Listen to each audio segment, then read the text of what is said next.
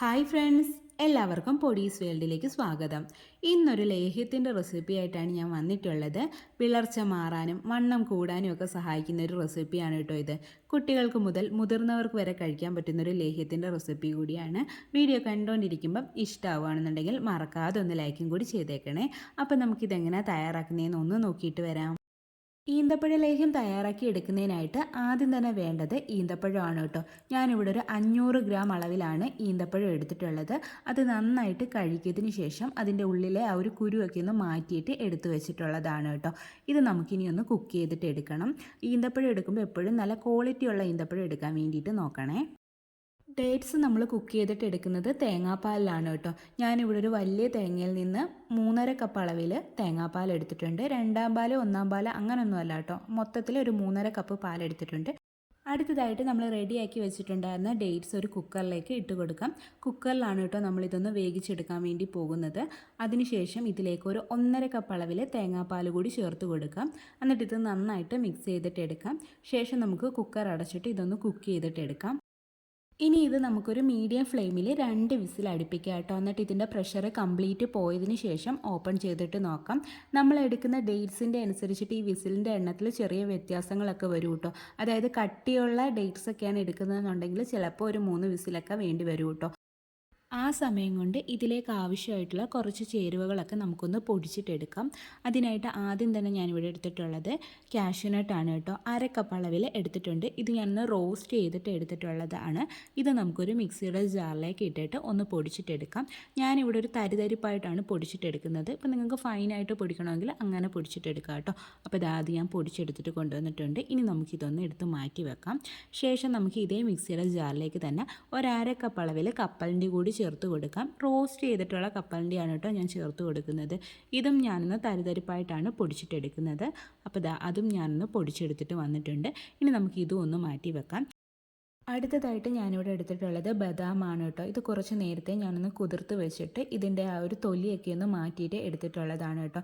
ഇതും ഒരു 1/2 കപ്പ് അളവിലാണ് എടുത്തിട്ടുള്ളത്. ഇത് നമുക്കൊരു മിക്സിയുടെ ജാറിലേക്ക് ഇട്ടിട്ട് ഇതും ഒന്ന് പൊടിച്ചിട്ടെടുക്കാം. അപ്പോൾ അതും ഞാനൊന്ന് പൊടിച്ചെടുത്തിട്ടുണ്ട്. ഇതും നമുക്കൊന്ന് മാറ്റി വെക്കാം.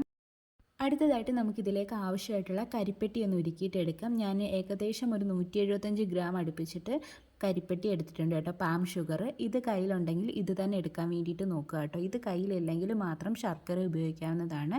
ഈ ഒരു കരിപ്പെട്ടിക്കകത്തും ധാരാളം അയണൊക്കെ അടങ്ങിയിട്ടുണ്ട് കേട്ടോ. ഇനി നമുക്കിതൊന്ന് ഉരുക്കിയിട്ടെടുക്കാം. അതിനായിട്ട് ഇതൊരു സോസ് പാനിലേക്ക് ഇട്ട് കൊടുത്തിട്ടുണ്ട്. ശേഷം നമുക്കിതിലേക്ക് ഒരു 1/2 കപ്പ് അളവിൽ വെള്ളവും കൂടി ഒഴിച്ചു കൊടുക്കാം. എന്നിട്ട് നമുക്കിതൊന്ന് ഉരുക്കിയിട്ടെടുക്കാം.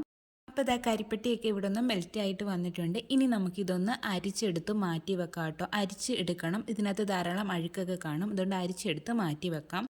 അപ്പോഴേക്കും നമ്മുടെ കുക്കറിൽ നിന്ന് വിസിലൊക്കെ വന്ന് പ്രഷറൊക്കെ കംപ്ലീറ്റ് പോയിട്ടുണ്ടായിരുന്നു. നമുക്കിനി ഇതൊന്ന് തുറന്ന് നോക്കാം. അപ്പോൾ ഇതാ നമ്മുടെ ഡേറ്റ്സ് എല്ലാം നന്നായിട്ട് കുക്കായി വന്നിട്ടുണ്ട്.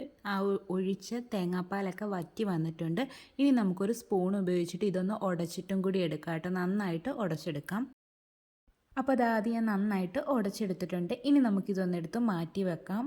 അടുത്തതായിട്ട് നമുക്കൊരു കടായിലേക്ക് 1.5 ടേബിൾ സ്പൂൺ അളവിൽ നെയ്യ് ഒഴിച്ചു കൊടുക്കാം. നെയ്യ് ഒന്ന് ചൂടായി വരുമ്പോഴേക്കും ഇതിലേക്ക് ഒരു 1/2 ടീസ്പൂൺ അളവിൽ മഞ്ഞൾപ്പൊടി ചേർത്ത് കൊടുക്കാം. എന്നിട്ട് നമുക്കിത് നന്നായിട്ടൊന്ന് മിക്സ് ചെയ്തിട്ട് എടുക്കാം കേട്ടോ. ഒന്ന് ചൂടാക്കിയിട്ട് എടുക്കാം. കരിഞ്ഞൊന്നും പോകരുത്. അപ്പോൾ ഇത് മഞ്ഞൾപ്പൊടിയൊക്കെ ഒന്ന് ചൂടായി വന്നിട്ടുണ്ട്. ഈ സമയത്ത് നമുക്കിതിലേക്ക് നമ്മൾ വേവിച്ച് വെച്ചിട്ടുണ്ടായിരുന്ന ഡേറ്റ്സ് ചേർത്ത് കൊടുക്കാം. എന്നിട്ടിത് നന്നായിട്ട് മിക്സ് ചെയ്തിട്ട് എടുക്കാം കേട്ടോ. ആ ഒരു നെയ്യും മഞ്ഞൾപ്പൊടിയൊക്കെ എല്ലായിടും എത്തത്തക്ക രീതിയിൽ നന്നായിട്ട് മിക്സ് ചെയ്തിട്ട് എടുക്കാം. അപ്പോൾ അത് ഞാൻ നന്നായിട്ട് മിക്സ് ചെയ്തെടുത്തിട്ടുണ്ട്. ഇനി നമുക്കിതിലേക്ക് നമ്മൾ നേരത്തെ മെൽറ്റ് ചെയ്ത് വെച്ചിട്ടുണ്ടായിരുന്ന കരിപ്പെട്ടിപ്പാനി ഇതിലേക്ക് ഒഴിച്ചു കൊടുക്കാം. എന്നിട്ട് ഇതൊരു ലോ ഫ്ലെയിമിലേക്ക് മാറ്റിയിട്ട് ഇത് നന്നായിട്ട് മിക്സ് ചെയ്തിട്ട് എടുക്കാം. അപ്പോൾ അതാദ്യം ഞാൻ നന്നായിട്ട് മിക്സ് ചെയ്തെടുത്തിട്ടുണ്ട്. ഇനി നമുക്കിതിലേക്ക് തേങ്ങാപ്പാൽ ചേർത്ത് കൊടുക്കാം കേട്ടോ. ആ ബാക്കി ഉണ്ടായിരുന്ന തേങ്ങാപ്പാൽ മുഴുവനും ചേർത്ത് കൊടുക്കുന്നുണ്ട്. എന്നിട്ടിത് നന്നായിട്ട് മിക്സ് ചെയ്തിട്ട് എടുക്കാം കേട്ടോ. ഇനി നമുക്കിതൊരു മീഡിയത്തിനും ഹൈ ഫ്ലെയിമിനും ഇടയിൽ വെച്ചിട്ട് നന്നായിട്ട് കുറുക്കിയിട്ട് എടുക്കണം കേട്ടോ. അതുവരെ നമുക്കൊന്ന് മിക്സ് ചെയ്ത് കൊടുക്കാം. കൈവിടാതെ ഇളക്കി കൊടുക്കണം കേട്ടോ. നോൺ സ്റ്റിക്ക് ഒക്കെ ആകുമ്പോൾ അത്രയും കുഴപ്പമില്ല. അല്ലാത്ത പാത്രങ്ങളൊക്കെ ആണെന്നുണ്ടെങ്കിൽ കൈവിടാതെ തന്നെ ഇളക്കി കൊടുക്കണം. അടിക്കൊക്കെ പിടിച്ച് പോയി കഴിഞ്ഞാൽ നമ്മുടെ ലേഹ്യത്തിൻ്റെ ടേസ്റ്റേ മാറും. അപ്പോൾ അതൊന്ന് ശ്രദ്ധിച്ചോളൂ. അതേ കണക്ക് തന്നെ നീളമുള്ള തവിയൊക്കെ എടുക്കാൻ വേണ്ടിയിട്ട് നോക്കണം. ഇത് പൊട്ടിത്തെറിച്ചൊക്കെ വീഴും, കയ്യിലൊക്കെ വീഴും, കൈയൊക്കെ ചിലപ്പോൾ പൊള്ളാൻ സാധ്യതയുണ്ട്. അപ്പോൾ നീളമുള്ള തവി എടുക്കാൻ വേണ്ടിയിട്ടും കൂടി ശ്രദ്ധിക്കുക.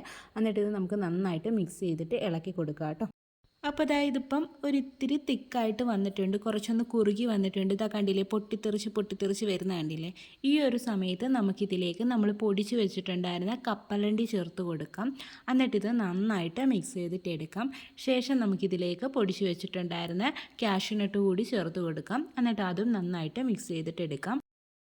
അതിനുശേഷം ഇതിലേക്ക് പൊടിച്ച് വെച്ചിട്ടുണ്ടായിരുന്ന ബദാമും കൂടി ചേർത്ത് കൊടുക്കാം. എന്നിട്ട് ഇതും നന്നായിട്ട് മിക്സ് ചെയ്തിട്ട് എടുക്കാം. ഇനി നമുക്കിതിലേക്ക് ഒരു 1.5 ടേബിൾ സ്പൂൺ അളവിൽ നെയ്യ് കൂടി ചേർത്ത് കൊടുക്കാം.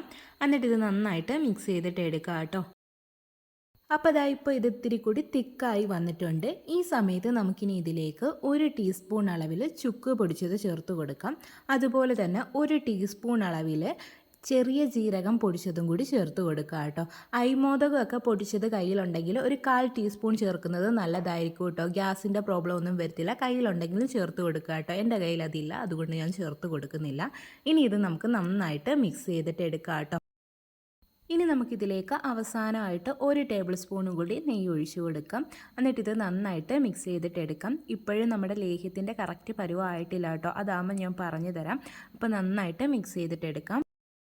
അപ്പോൾ ഇതാ നമ്മുടെ ഡേറ്റ്സ് ലേഹ്യമൊക്കെ ഇവിടെ കറക്റ്റായിട്ട് വന്നിട്ടുണ്ട് കേട്ടോ. കറക്റ്റ് ഒരു പരുവായിട്ട് വന്നിട്ടുണ്ട്. പാനിൽ നിന്നൊക്കെ വിട്ട് വരുന്നുണ്ട്. അതുമാത്രമല്ല കേട്ടോ, നമ്മുടെ ഈ ഒരു തവി വെച്ചിട്ട് നമ്മളിങ്ങനെ ഒരു നേരെ ഒരു വഴി പോലെ ഇങ്ങനെ ആക്കി കഴിഞ്ഞാൽ അപ്പുറം ഇപ്പുറമുള്ള ഒരു പോർഷൻ ഉണ്ടല്ലോ, അത് പതുക്കെ വന്ന് കൂടിച്ചേരത്തുള്ളൂ. അതാണ് ഇതിൻ്റെ ഒരു കറക്റ്റ് പരുവം എന്ന് പറയുന്നത്. ഈ ഒരു സമയമാകുമ്പോഴത്തേക്കും നമുക്ക് ഫ്ലെയിം ഓഫ് ചെയ്ത് കൊടുക്കാവുന്നതാണ്. എന്നിട്ടിത് ചൂടാറാൻ വേണ്ടിയിട്ട് മാറ്റി വെക്കാം. അപ്പോൾ ഇതാ നമ്മുടെ ലേഹ്യത്തിൻ്റെ ചൂടൊക്കെ മാറി വന്നിട്ടുണ്ട്. ഇനി നമുക്കിതൊരു ഗ്ലാസ് ബോട്ടിലിലേക്ക് മാറ്റാം കേട്ടോ. എയർ ടൈറ്റ് ആയിട്ടുള്ള ഗ്ലാസ് ബോട്ടിലിലേക്കാണ് മാറ്റേണ്ടുള്ളത്. അതുപോലെ തന്നെ നമ്മൾ ഉപയോഗിക്കുന്ന സ്പൂണാണെങ്കിലും ബോട്ടിലാണെങ്കിലും ഒട്ടും തന്നെ വെള്ളം നനവില്ലാത്തത് എടുക്കാൻ വേണ്ടിയിട്ട് ശ്രദ്ധിക്കണം. വെള്ളം നനവൊക്കെ വന്നു കഴിഞ്ഞ് കഴിഞ്ഞാൽ ഇത് പെട്ടെന്ന് കേടായി പോകും. അതുമാത്രമല്ല നമ്മൾ ഇതിലേക്ക് പ്രിസർവേറ്റീവ്സ് ഒന്നും ചേർത്ത് കൊടുക്കുന്നില്ല. അതുകൊണ്ട് തന്നെ അധിക ദിവസം ഇത് പുറത്തിരിക്കത്തില്ല കേട്ടോ. പെട്ടെന്ന് കേടായി പോകും. അതുകൊണ്ട് ഫ്രിഡ്ജിൽ സൂക്ഷിക്കുക കേട്ടോ. നല്ല ഹെൽത്തി ആയിട്ടുള്ളൊരു ലേഹ്യമാണ് കേട്ടോ ഇത്. അതുപോലെ തന്നെ ടേസ്റ്റിയാണ്. കുട്ടികൾക്ക് വരെ ഇഷ്ടപ്പെടുന്ന ഒരു ടേസ്റ്റാണ് കേട്ടോ. ഇത് ഒരുപാട് ആരോഗ്യ ഗുണങ്ങളും ഉണ്ട് ഈ ഒരു ലേഹ്യത്തിന്. നമുക്ക് വണ്ണം വെക്കാൻ നല്ലതാണ്. അതുപോലെ തന്നെ രക്തക്കുറവുള്ളവർക്ക് രക്തം കൂടാൻ വേണ്ടിയിട്ട് ഇത് കഴിക്കുന്നത് വളരെ നല്ലതാണ്. മുടിക്ക് നല്ലതാണ്, സ്കിന്നിന് നല്ലതാണ്. അതുപോലെ തന്നെ നമ്മുടെ എല്ലുകൾക്കൊക്കെ വളരെ നല്ലതാണ് കേട്ടോ. അപ്പം ഇത് നമുക്ക് ഡെയിലി ഒരു 2 സ്പൂൺ വീതം കഴിക്കാം. രാവിലെ ആഹാരത്തിന് ശേഷം 1 സ്പൂൺ കഴിക്കാം. രാത്രി ആഹാരത്തിന് ശേഷവും 1 സ്പൂൺ കഴിക്കാം കേട്ടോ. നട്ട്സ് അലർജി ഉള്ളവരും അതുപോലെ തന്നെ യൂറിക് ആസിഡിൻ്റെ പ്രശ്നമുള്ളവരും മറ്റ് അസുഖങ്ങളൊക്കെ ഉള്ളവർ ഡോക്ടറോട് ചോദിച്ചിട്ട് മാത്രം കഴിക്കുക കേട്ടോ. അപ്പം ഇത് കുട്ടികൾക്കും കഴിക്കാം. തീരെ ചെറിയ കുട്ടികൾക്ക് കൊടുക്കണ്ട കേട്ടോ. ഒരു 3 വയസ്സിന് മുകളിലോട്ടുള്ള കുട്ടികൾക്കൊക്കെ കൊടുത്താൽ മതിയാവും. അവർക്ക് നല്ലൊരു ഉന്മേഷത്തോടെ ഇരിക്കാനും ഒക്കെ വളരെ നല്ലതാണ്. അതുപോലെ തന്നെ ടീനേജ് പെൺകുട്ടികൾക്കൊക്കെ കൊടുക്കുന്നത് വളരെ നല്ലതായിരിക്കും കേട്ടോ. അപ്പോൾ എല്ലാവരും ഇതൊന്ന് തയ്യാറാക്കി നോക്കുക. വീഡിയോ ഇഷ്ടമാവുകയാണെന്നുണ്ടെങ്കിൽ മറക്കാതെ ഒന്ന് ലൈക്കും കൂടി ചെയ്തേക്കണേ. അതുപോലെ തന്നെ ആദ്യമായിട്ട് ചാനൽ കാണുന്ന കൂട്ടുകാരൊക്കെ ഉണ്ടെങ്കിൽ പ്ലീസ് ഒന്ന് സബ്സ്ക്രൈബ് ചെയ്ത് സപ്പോർട്ടും കൂടി ചെയ്യണേ. വീണ്ടും നല്ലൊരു വീഡിയോ ആയിട്ട് വരാം. Thanks for watching.